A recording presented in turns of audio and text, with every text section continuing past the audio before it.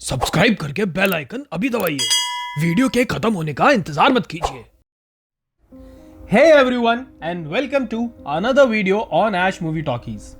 आज होली है और आप सभी को होली की बहुत बहुत शुभकामनाएं। दोस्तों, कई वर्षों में पहली बार आज होली पर आपको कोई बिना बात का ज्ञान नहीं दे रहा होगा। भला हो विवेक अग्निहोत्री जी की द कश्मीर फाइल्स का कि सारे ज्ञानी उसको क्रिटिसाइज करने में व्यस्त हैं, पर फिर भी अगर कोई आपको व्हाट्सएप पे या सोशल मीडिया पे ज्ञान देने की कोशिश करे तो गुलाल हवा में उछाल कहिएगा, बुरा ना मानो, होली है। क्योंकि जली है इन लोगों की तो थोड़ा तो दर्द होगा ही। आज का ये वीडियो आर्ट ऑफ नैरेटिव की सीरीज में दूसरा वीडियो है। जिन्होंने पहला पार्ट नहीं देखा वो नीचे लिंक से उसको देख सकते हैं। तो चलिए शुरू करते हैं। 2020 में जो हुआ उसके हम सब साक्षी हैं। थिएटर्स, स्कूल, कॉलेजेस, ऑफिस सब बंद। ओटीटी प्लेटफॉर्म्स ने एंटरटेनमेंट की कमान संभाली और जब सब खुलने लगा तो लोगों को डर था कि अब थिएटर्स में मूवी देखने कौन जाएगा। क्रिस्टोफर नोलन, जो हॉलीवुड के कमाल के डायरेक्टर हैं, वो लेके आए अपनी मूवी टेनेट कि लोग थिएटर्स तक आएंगे, पर उतनी सफलता नहीं मिली। फाइनली मार्वल की स्पाइडरमैन नो वे होम लोगों को थिएटर तक लाई। भारत में अभी भी लोग कोशिश कर रहे थे कि किस तरह से लोगों को थिएटर्स तक लाया जाए, और जो व्यक्ति ऐसा कर पाता वो एंटरटेनमेंट इंडस्ट्री के लिए किसी मसीहा से कम नहीं होता। फिर आई विवेक अग्निहोत्री जी की द कश्मीर फाइल्स, जिसने सारे रिकॉर्ड्स तोड़ते हुए लोगों को अपने घरों से थिएटर्स तक आने पर मजबूर कर दिया। तो नेचुरली आप सोचेंगे कि सभी बॉलीवुड के लोग और एंटरटेनमेंट इंडस्ट्री के लोगों ने उनकी तारीफ की होगी और मूवी पर अपनी खुशी जाहिर की होगी, पर नहीं, हुआ इसका उल्टा।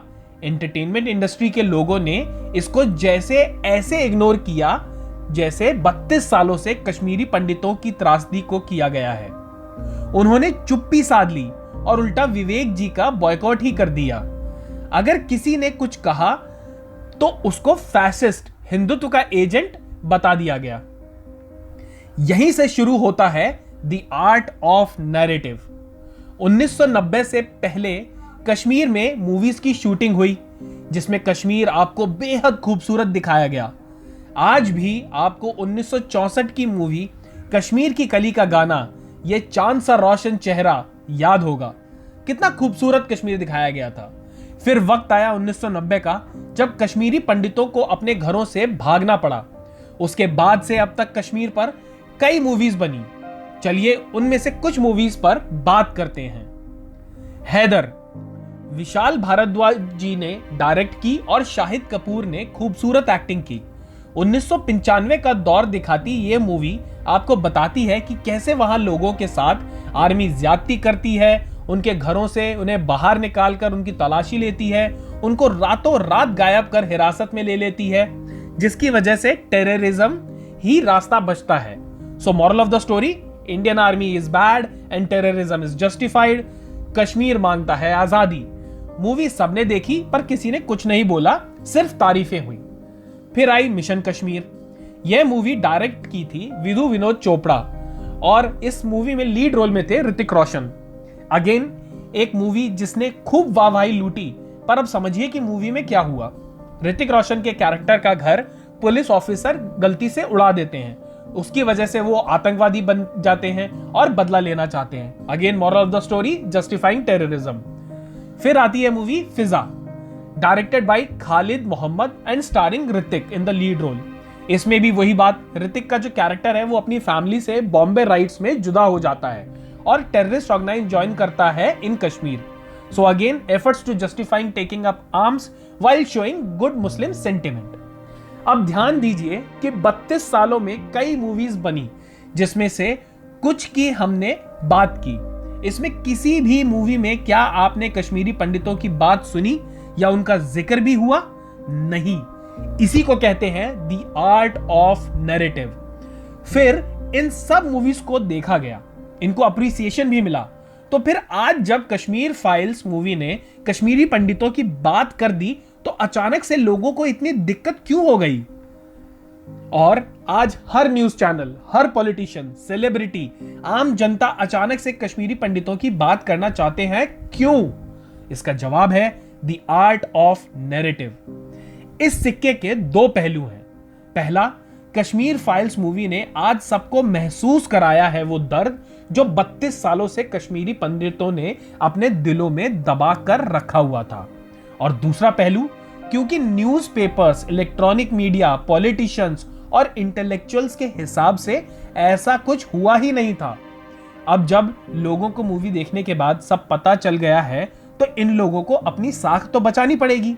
तो हल्ला मचाना शुरू कि ये सब एक तरफा दिखाया गया है, ये तो प्रोपेगेंडा फिल्म है, बीजेपी, आरएसएस, हिंदुत्व की स्पॉन्सर्ड मूवी है, सब झूठ है, फैक्ट्स को मिसरिप्रेजेंट किया गया है।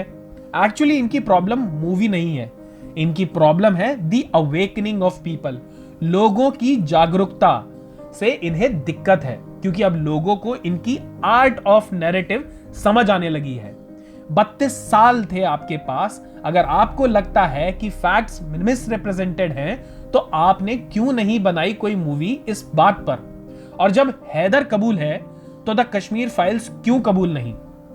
आज आपको कई लोग मिलेंगे जो प्यार का ज्ञान देंगे कि हम सेक्युलर नेशन हैं और कश्मीर फाइल्स जैसी मूवी की जगह नहीं बनती क्योंकि ये हेट फैलाती है। तो उन पर नाराज मत होना। ये लोग बीमार हैं, बहुत बीमार। इन्हें कहिएगा गेट वेल सून। इन लोगों के हिसाब से आज अगर आप कश्मीर फाइल्स देखकर उसका समर्थन करते हैं तो आप इस्लामोफोबिक हैं, बाइगट हैं, प्रोपेगेंडा फैलाने वाले व्यक्ति हैं, बीजेपी आरएसएस के भक्त हैं, हिंदुत्व एक्सट्रीमिस्ट हैं। पर मेरे हिसाब से यदि आप ये मूवी देख के इसका समर्थन नहीं करते हैं तो शायद आप इंसान ही नहीं हैं, क्योंकि अपना दर्द तो जानवर भी महसूस कर लेता है। इंसान वो है जो दूसरों का दर्द समझे। और 32 साल बाद कम से कम आज हम उन कश्मीरी पंडितों का दर्द समझने की कोशिश तो कर सकते हैं। कश्मीर फाइल्स का विरोध करते करते ये लोग आज होली का विरोध करना भूल गए हैं। इसलिए जाइए, द कश्मीर फाइल्स जरूर देखिए और अपने परिवार के साथ होली जमकर खेलिए। हैप्पी होली।